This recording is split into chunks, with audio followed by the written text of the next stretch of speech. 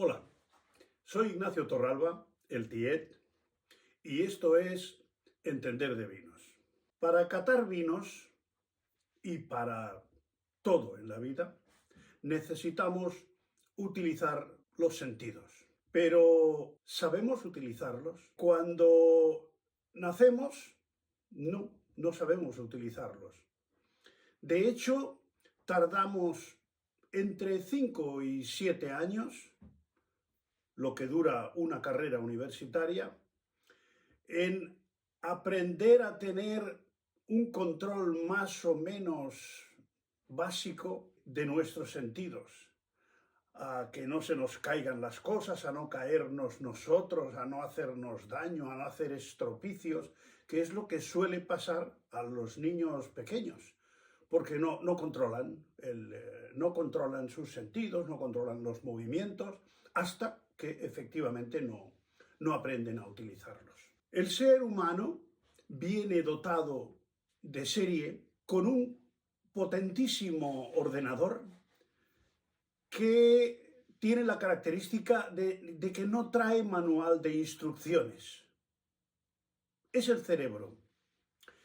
Viene encerrado en una caja negra, en un recipiente cerrado que hay que romper para acceder a él. Se trata del cráneo, está encerrado a oscuras.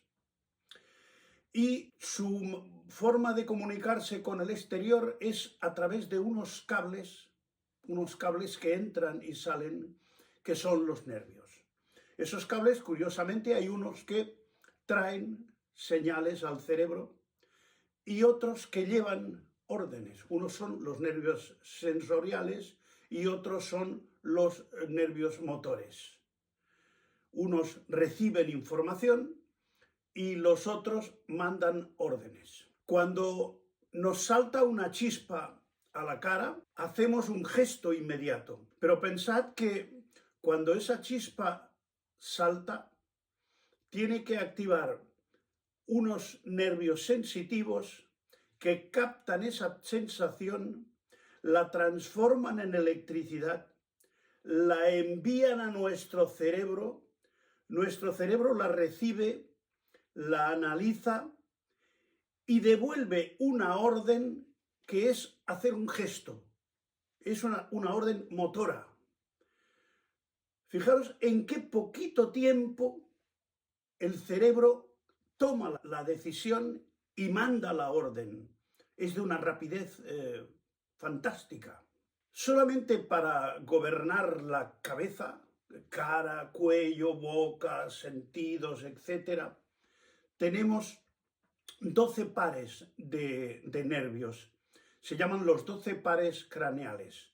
Los hay motores y sensitivos. La naturaleza, como buena planificadora, nos ha dotado de un sistema doble de la mayoría de las cosas importantes en el cuerpo. Tenemos 2 ojos, 2 orejas, 2 manos, 2 piernas, 2 riñones, etcétera, 2 pulmones. O sea, la mayoría de cosas están por duplicado, por si hay un fallo. Eso es lo que se hace en los mecanismos de alta precisión, es que haya un motor principal y un motor secundario por si falla el principal. La naturaleza lo ha previsto esto. Estos pares craneales son el tormento de los estudiantes porque son realmente una parte compleja de la anatomía. Yo recuerdo en mi etapa de estudiante de medicina que nos hacíamos un croquis como este para saber qué partes de la cara enervaban o comunicaban con el cerebro cada una de las zonas.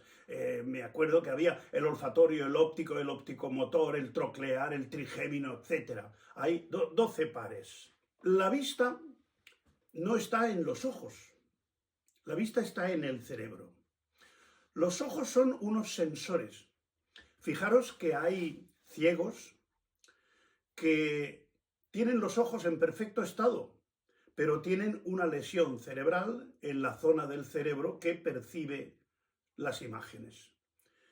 Los hay que ni siquiera eso, tienen dañado el nervio óptico, el cable que conduce las sensaciones de la vista hasta el cerebro.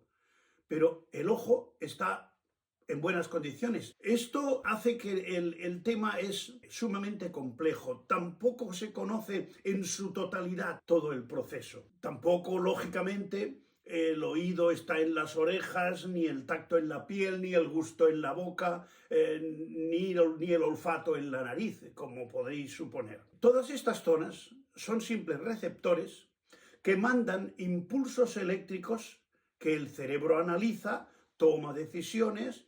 Los centros sensoriales están ocupando pequeñas zonas específicas de la corteza cerebral que prácticamente es el envoltorio del cerebro. O sea, es una capa milimétrica que envuelve a todo el cerebro y tiene una importancia vital, mucho más que algunas partes internas del cerebro. En esa zona, en la materia gris, se perciben las sensaciones, radica la imaginación, el pensamiento, el juicio, la toma de decisiones, el núcleo central del ordenador. Eso es la parte pensante del ordenador. Lógicamente, para catar y para degustar tanto los alimentos como los vinos, necesitamos de prácticamente todos los sentidos, la vista, el gusto, el olfato, el tacto, ya iremos viendo cómo interviene cada uno de ellos.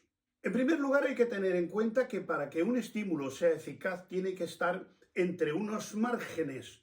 Si el estímulo es muy bajito, podemos no llegar a percibirlo. Pero es que si el estímulo es muy alto, tampoco lo percibimos. Hay una sustancia, el etilmercaptano, que es el olor de ajo, que basta con una 1000 millonésima de miligramo para que lo percibamos. Eso son 200 moléculas. Son sustancias que tienen mucha más capacidad de comunicar esa sensación. Un exceso de ruido nos ensordece. Si hay mucho ruido, si un altavoz está muy alto, no somos capaces de entender lo que dice el altavoz.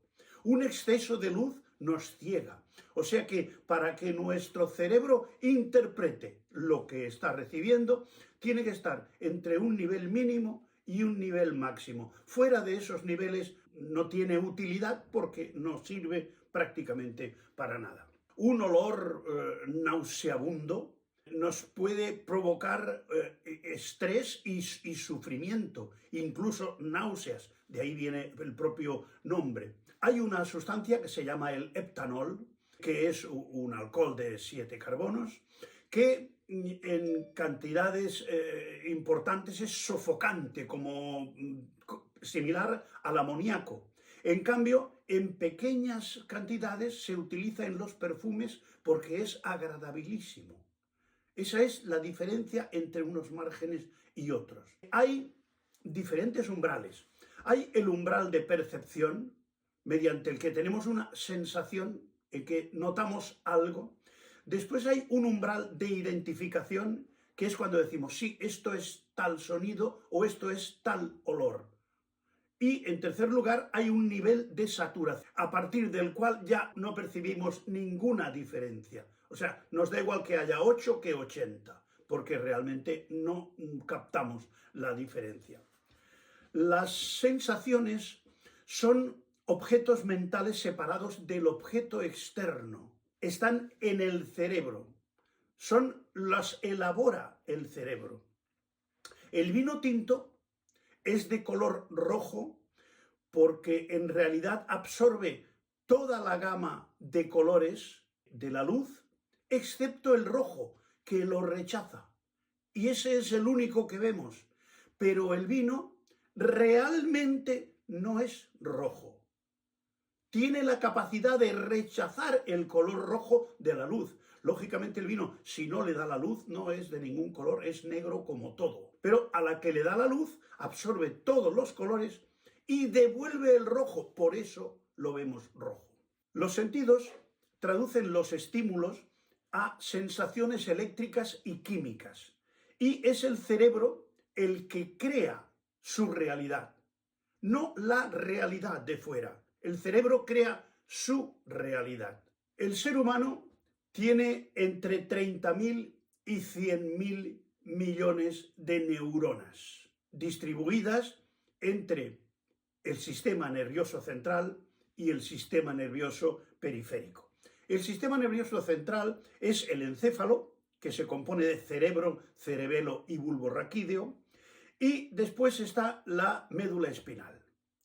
Y el sistema nervioso periférico está compuesto por el resto de los órganos y el resto de los nervios que tenemos en todo el resto del cuerpo. El cerebro está dividido en dos hemisferios, pero curiosamente, con lo que pasa con otras cosas, no son uno suplente del otro, sino que cada hemisferio cerebral se ocupa de unas cosas absolutamente diferentes de las del otro. O sea, es como una doble central de control en la que hay unos técnicos que se encargan de unos temas y en la sala de al lado otros que se encargan de otros. Las dos salas son iguales y a lo mejor tienen el mismo número de técnicos. El hemisferio izquierdo se encarga de todo lo referente a la lengua, las matemáticas y el análisis de las cosas. En cambio, el hemisferio derecho se encarga de la imaginación, la vista, las sensaciones táctiles, auditivas y las aptitudes artísticas. De los sentidos, el que tiene un mayor alcance es la vista. La vista nos proporciona información de objetos y sucesos que están relativamente lejos de nosotros, de los que podemos tener una información bastante detallada. Los demás sentidos, el tacto necesita estar muy cerca, el oído relativamente también, y no digo ya el gusto, que es prácticamente dentro del cuerpo. En el caso de la vista, es la que se encarga de darnos la primera información sobre los alimentos o las bebidas que vamos a tomar. Nos da información de si su aspecto es apetitoso o no. Hay alimentos que solamente con su aspecto ya nos incita ni siquiera a probarlos. Nos da la sensación de que aquello ha de ser desagradable. Y al contrario, un plato muy bien preparado, muy bien aderezado, con unos contrastes de colores, con una disposición adecuada, nos puede ser muy atractivo e incluso nos puede desarrollar una salivación para empezar rápidamente a degustarlo. Otra cuestión es que el cerebro puede ver sin necesidad de los ojos, porque cuando soñamos vemos las cosas con cierto detalle. Conocemos a las personas, sabemos dónde hemos estado, qué hemos estado haciendo y hemos visto una cantidad de cosas y los ojos estaban absolutamente pasivos en ese momento. El color, en la realidad estamos como en la película aquella de Matrix, que es de una manera y nosotros lo percibimos de otra. El color rojo que nosotros vemos es la traducción que hace el cerebro de aquella superficie que refleja unas determinadas partes de la luz. La luz tiene lógicamente todos los colores, y el color que rechaza aquella superficie es del color que la vemos. Pero en realidad, ¿de qué color es aquello? Nadie sabe de qué color porque no es de ningún color. Las cosas no tienen color, rechazan determinados colores que nosotros somos capaces de percibir y traducir. Pero el color es una imaginación nuestra de las cosas. Hay un experimento muy curioso que genera unas preguntas realmente interesantes. Si un árbol cae en el bosque y no hay nadie, ni persona ni animal, para escuchar ese ruido, ¿existe realmente el ruido? ¿El color rojo del vino existe realmente si nadie lo ve? La respuesta es no. La respuesta es que el árbol, al caer en el bosque, genera unas ondas que si no son percibidas por nadie que las analice y un cerebro que las traduzca, esas ondas son simplemente ondas, pero no son sonido. En la retina tenemos diferentes células que captan unas partes diferentes de la visión. Por ejemplo, los pigmentos de bastones de la retina solamente ven en blanco y negro. Si no tuviésemos los conos, la vida, la naturaleza, el mundo sería en blanco y negro y no nos cuestionaríamos otra cosa. Pero resulta que tenemos conos y esos conos son sensibles a otras longitudes de onda. Entonces, esos conos son los que nos permiten traducir esas longitudes de onda en otros colores diferentes, pero los colores los inventa nuestro propio cerebro. De hecho, los daltónicos ven los colores de manera diferente. O sea, al rojo le llaman rojo, pero ellos lo ven de otro color. El daltonismo es una alteración relativamente frecuente en algunas personas que además solo se da en varones. Las mujeres no lo padecen. El olfato en el ser humano está muy poco desarrollado, porque además es diferente de cómo se captan las sensaciones de los otros sentidos. No hay en el olfato unas ondas que sean perceptibles, no hay unas longitudes de onda, no hay algo medible. Los olores se calcula que hay aproximadamente 400.000, lo cual quiere decir que es posible que haya 400.000 millones, porque no hay dos olores iguales. Los olores, para percibirlos, tienen que estar disueltos en el aire, y ese aire tiene que penetrar en nuestras fosas nasales y tiene que estimular unos terminales, unos cilios de unas neuronas, y esas neuronas tienen que convertirlo en un impulso eléctrico y enviarlo al cerebro. En cambio, lo que se llama el aroma procede de la boca por vía retronasal. Ese aroma necesita ser calentado, necesita ser potenciado, por eso es mucho más potente la vía retronasal que la olfacción directa.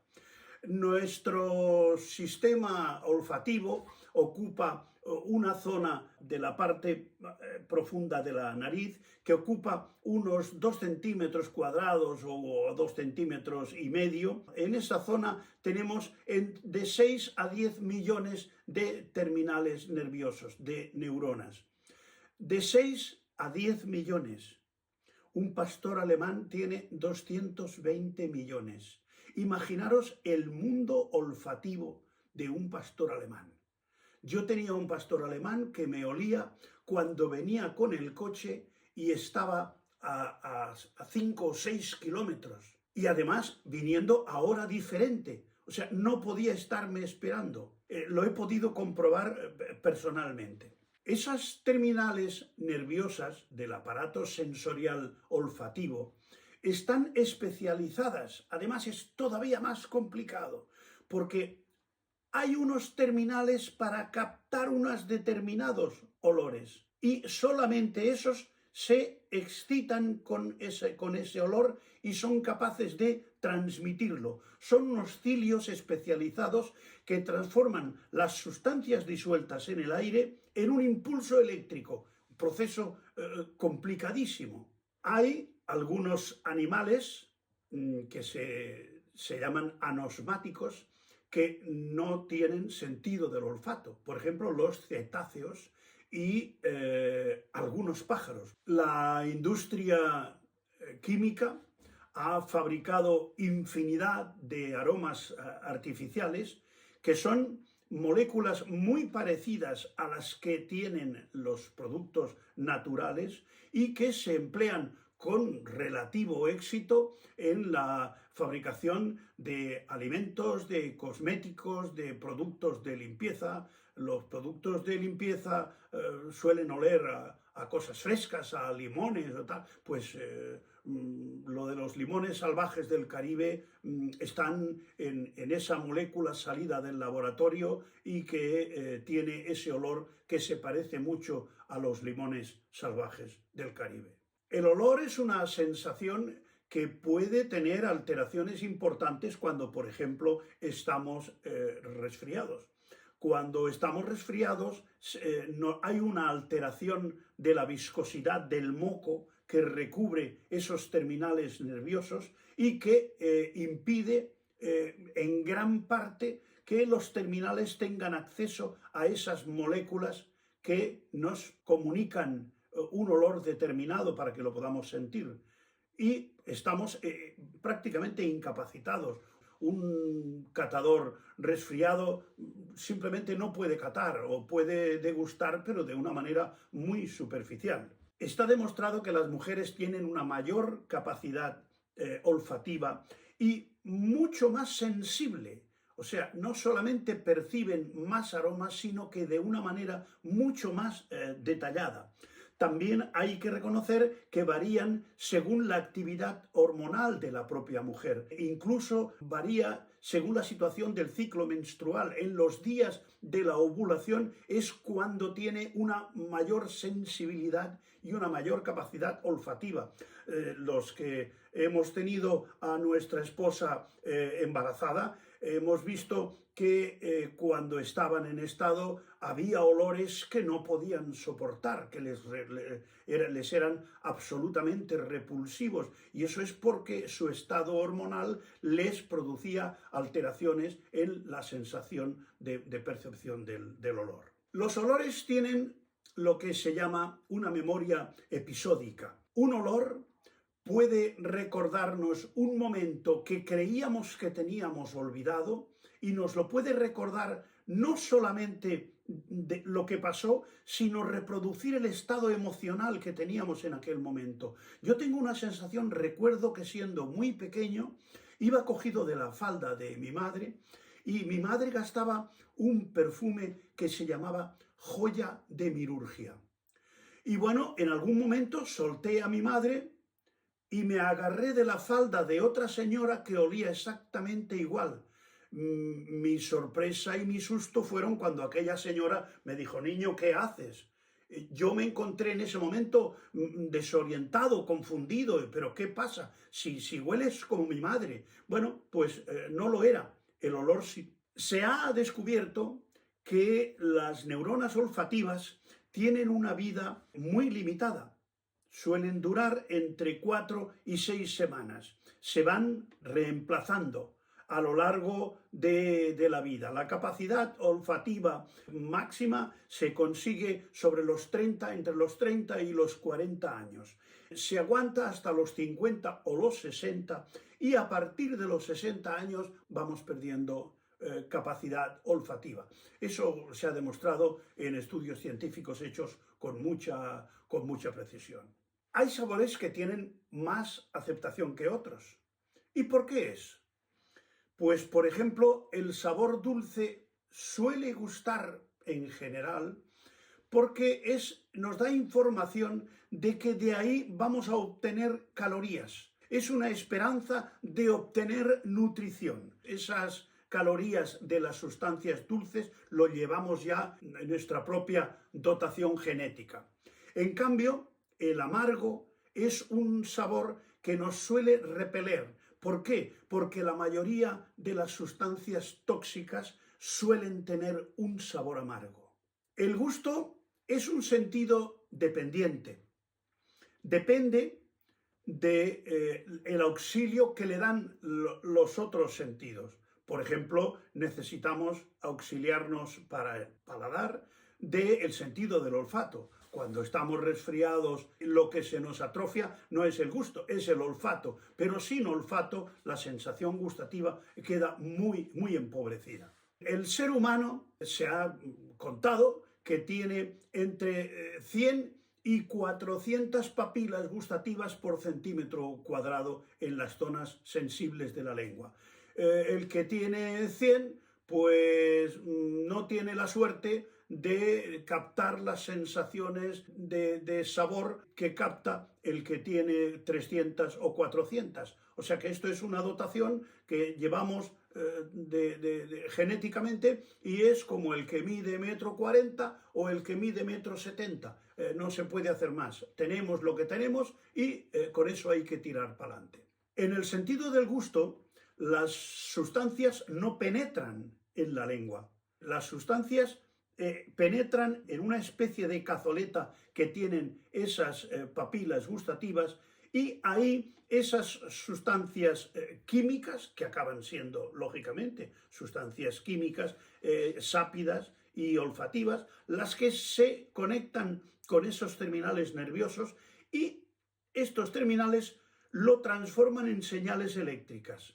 Esos impulsos eléctricos son los que se transmiten al cerebro y el cerebro es el que crea ese sabor. En la lengua, para cada sabor primario, hay unos receptores específicos. Todos sabemos que en la punta de la lengua hay mucha más sensibilidad al sabor dulce que en los laterales de la lengua, que es donde se capta la sensación ácida. La sensación salada se suele captar en general casi por toda la lengua y la sensación amarga se suele notar al fondo de la lengua. Y cada sensación tiene un tempus, porque el dulce es el primero que se nota, el sabor primero que se nota, y el primero que desaparece. En cambio, el último que notamos es el amargo y permanece mucho más rato el amargo en las papilas. Cuesta mucho más borrar esa sensación de la boca porque el amargo nos permanece. Tiene una sensación de posgusto mucho más prolongada. La temperatura influye mucho en la sensación gustativa. De hecho, está demostrado que las temperaturas bajas acentúan la sensación ácidas y las temperaturas muy bajas disminuyen y casi anulan los sabores dulce y amargo. Algo muy helado se nota muy poco la sensación dulce y por debajo de 0 grados cuesta mucho más. Incluso el amargo de la misma forma. También tiene influencia el pH de la saliva de cada persona, que normalmente suele variar dentro de unos márgenes y eso influye. Hay un concepto que se llama flavor. El flavor es la combinación de gusto y olfato, como os decía, por la vía retronasal. Hay complejas interacciones entre el gusto y el olfato que generan una sinergia. Uno se potencia al otro. Por ejemplo, sin el sentido del olfato, el sabor del vino se percibe un 75% menos y el del café un 90% menos. O sea, imaginaros la influencia que tiene el olfato sobre el sentido del gusto. Asimismo, el olor tiene la facultad de hacernos salivar. Si olemos una comida agradable, eso puede producirnos una salivación para prepararnos ya para deglutir ese alimento. Un científico llamado Pavlov hizo un experimento con unos perros en el que demostró que incluso el oído tiene relación con las sensaciones sápidas. El caso es que hizo un experimento con unos perros a los que acostumbró a hacer sonar una campanilla antes de darles la comida. Entonces, cuando estaban esperando la comida, esos perros estaban monitorizados con unos terminales que analizaban la composición de la saliva y comprobó que cuando sonaba la campanilla, aunque los perros no tuvieran la comida ni la vieran, cuando sonaba la campanilla, los perros empezaban a salivar. Imaginaros la interacción que hay entre un sentido y otro, y en este caso con el oído. Por el sentido del tacto, en la boca, notamos la temperatura, tanto de la bebida como de la comida, notamos si la bebida burbujea o no, la melosidad de esa comida, la densidad, si es crujiente. Todo eso son sensaciones sápidas que incluso en el caso de lo crujiente también interviene el oído. La lengua es mucho más sensible a la temperatura que la mayoría del resto del cuerpo. Además, una quemada en la lengua con una sopa excesivamente caliente te inhabilita prácticamente para sentir los sabores a partir de ese momento y durante bastante rato.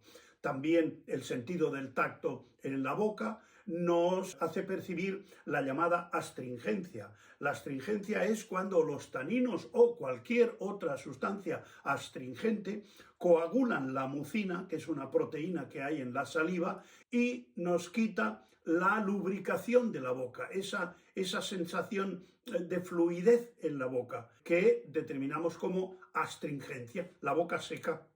La textura.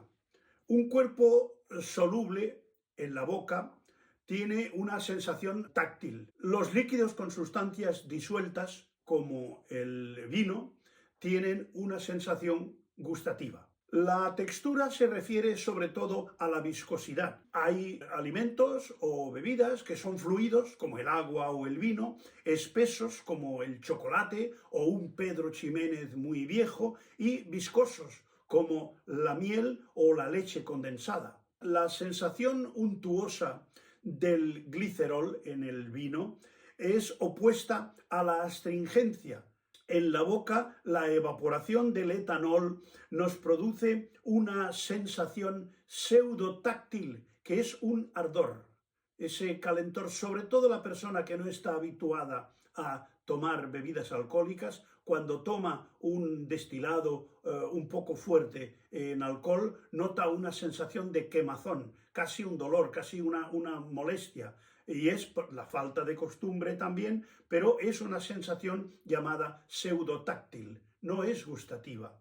El famoso nervio trigémino, que se encarga de sensaciones tanto sensitivas como motoras de la cara y de la boca, tiene una gran cantidad de ramificaciones. Entre ellas hay las que perciben las sensaciones picantes y las sensaciones ardientes.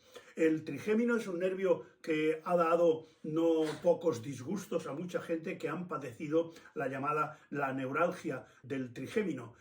Se han dado casos de gente que incluso se ha llegado a tirar por la ventana, se han suicidado por el dolor insoportable que les producía la neuralgia del trigémino.